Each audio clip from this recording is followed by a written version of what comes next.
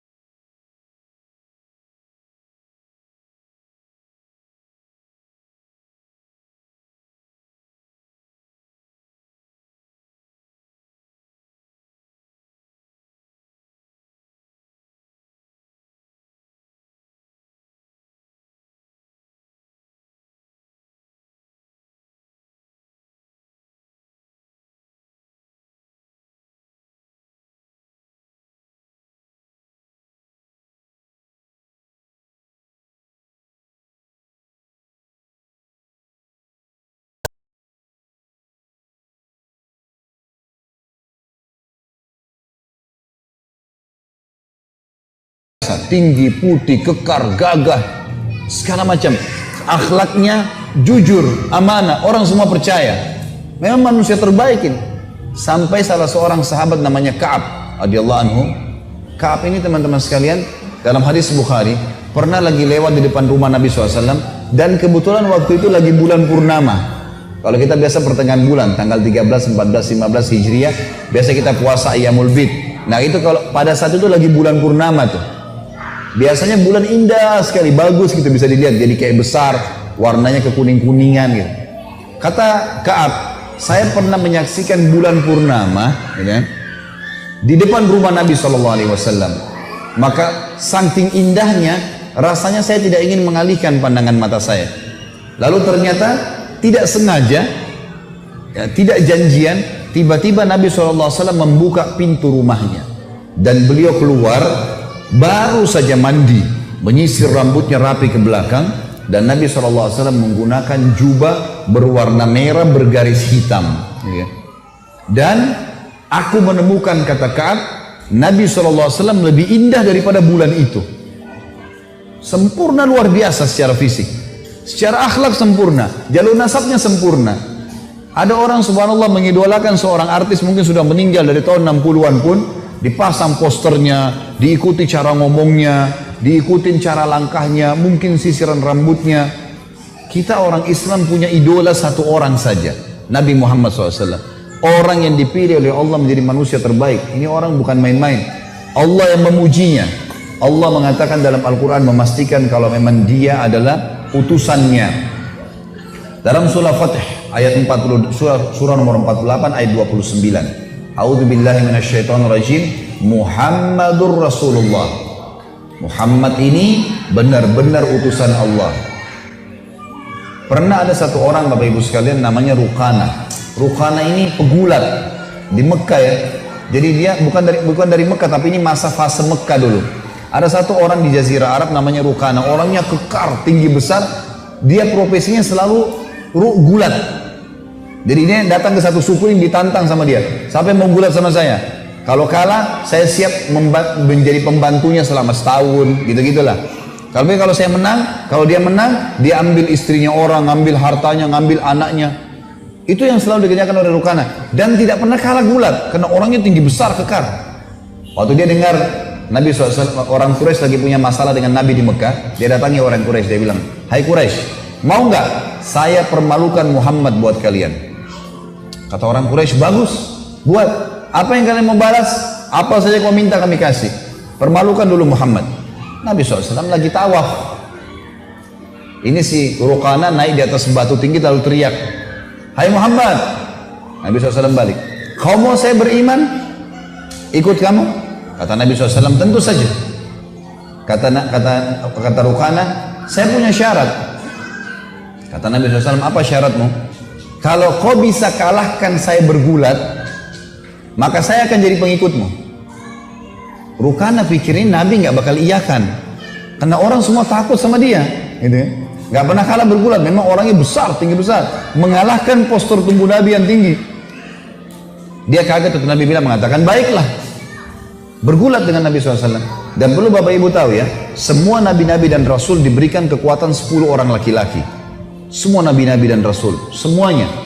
Jadi mereka memang untuk membela agama Allah dikasih kekuatan 10 orang laki-laki. Nabi SAW gulat sama Rukana, beberapa gelakan, gulat ini agak sulit ya. Bukan dengan berantem umumnya, emang dia harus menekuk sampai musuhnya nggak kuat lagi. Bukan melukai, bukan memukul wajah, bukan segala. Ditekuk oleh Nabi, nggak bisa bergerak Rukana. Nggak percaya dia. Saya mau tantang lagi, 2 kali, 3 kali, sampai 10 kali Nabi kalahin dia. Dan tidak bisa dalam gulat itu susah, dalam 1 kali gulat itu kemudian 10 kali ditekuk musuhnya itu luar biasa. Kalah nih Rukana, nggak bisa bergerak. Terakhir Nabi SAW tekuk, nggak bisa bergerak. Lalu yang terjadi Bapak Ibu sekalian, Rukana bilang, "Saya mengaku kalah, tapi saya tidak mau beriman kecuali pohon ini bicara." Ada pohon kurma di situ. Semua satu Mekah orang saksi waktu itu, pohonnya bilang, "Asyhadu an la ilaha illallah wa anna Muhammad Rasulullah." Ini mukjizat Nabi. Pohon ngucapin syahadat.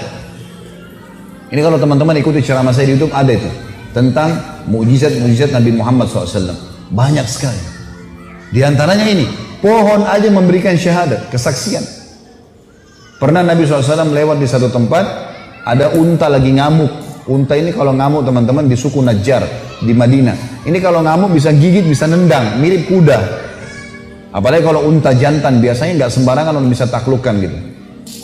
Maka Nabi SAW masuk bersama Jabir, sahabat Nabi yang lain radhiyallahu anhum ajmain. Pas masuk kata Jabir, "Ya Rasulullah, hati-hati, di depan anda ini ada unta jantan yang sedang ngamuk." Maka Nabi SAW pun pada saat itu mendekati unta itu dari atas unta beliau. Unta ini lagi ngamuk nih, nyerang-nyerang orang. Kata Nabi SAW, "Ta'al," dipanggil, "kesini kamu." Unta itu, tiba-tiba unta itu orang semua saksikan, waktu lihat Nabi diam. Kemudian mulutnya diturunkan ke tanah, lalu diseret sama dia sampai di hadapan Nabi. Unta ini diseret sampai di mulutnya sampai di depan Nabi sebagai bentuk kehinaan. Lalu unta itu kata Nabi, "Angkat kepalamu." Diangkat kepalanya. Lalu Nabi bilang, "Mana tali kekangannya?" Diambil tali kekangan, diikatlah. Lalu kata Nabi SAW, "Demi zat Allah yang ubun-ubunku dalam genggamannya, tidak ada sesuatu pun di langit dan di bumi melainkan tahu kalau aku utusan Allah. Mau batu, mau air, mau udara, mau hewan-hewan, tahu semua. Tidak ada sesuatu pun, bisa benda mati, bisa benda hidup dalam mata manusia, di langit dan di bumi, kecuali tahu aku adalah utusan Allah, kecuali pembangkang dari jin dan manusia. Yang lain semua ini beriman sama Allah, gak ada yang tidak tahu itu adalah Rasulullah, gitu kan. Sekarang para ilmuwan pun teman-teman sekalian, para pemikir barat, non muslim juga mengatakan, kalau ya tidak ada pemimpin dunia seperti Muhammad. Dalam 23 tahun dia berjuang di Mekah, 13 tahun, 10 tahun di Madinah, kemudian memiliki pengikut terbanyak di dunia. Ini fakta lapangan semuanya. Dan Allah sudah mengatakan memang